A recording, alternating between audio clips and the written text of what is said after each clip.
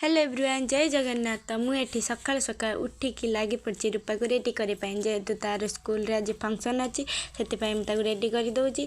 तो सी मत जावाई बहुत बाध्य करता स्कूल फंक्शन को, किंतु मुझे जापारे कारण मो देह बहुत खराब हो जाए। मत जर थंडा हो जाए आज्ञा, जर थंडा मो पिछा ही छाड़ुनी शीत दिन ना से छाड़ से जहाँ मुझे ता मुहर सब पुटी प्राइमर सब सब बोलीदेली। जदि आपण पाखे ब्लेंडर थी आप ब्लेंडर साहाଯ୍ୟରେ ब्लेंड करेंगे, जदि नथिबो मो भलिया हाथ रे करि परिबे। तो लिपस्टिक दे मु ता मेकअप टी को कंप्लीट कली।